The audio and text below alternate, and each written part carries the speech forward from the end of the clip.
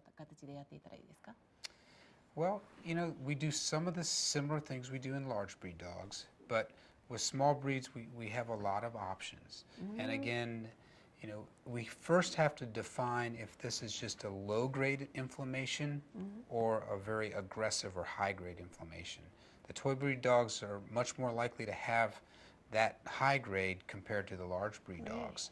So if it's a low-grade inflammation and traditional osteoarthritis, we would probably, if they're really sore, we'd probably start them off with a drug that's an NSAID, a non-steroidal anti-inflammatory drug, to kind of quiet down the inflammation more quickly.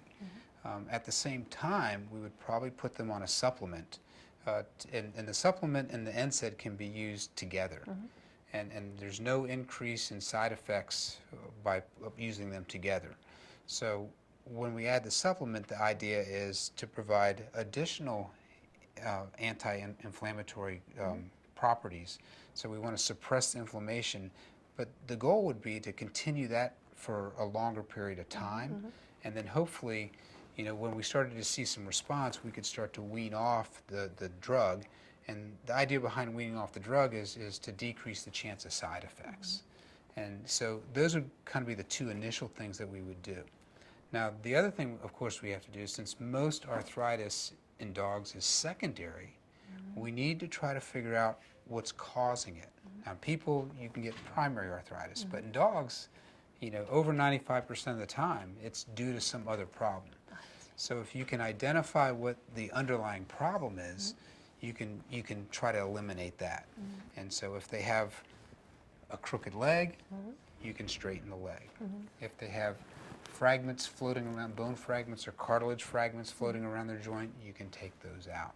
If they have a torn ligament, you can go ahead and treat that, either conservatively with a brace or if surgery is indicated, with surgery.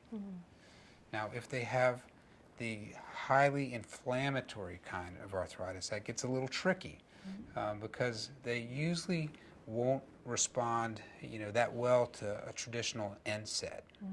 So we would still keep them on the supplement. A supplement like Antinol would be perfect.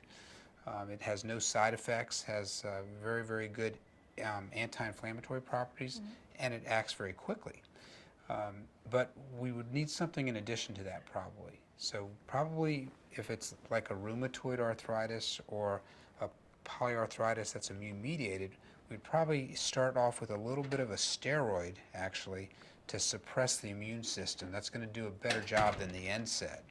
And then what we would do is over time we would try to wean that steroid down, and if we started to see clinical signs again, then what we would do is introduce another drug because we want to try to keep the steroid down to a minimum because it has a lot of side effects, especially long term. So we'd use something like azathioprine or something on the long term, along with the supplement.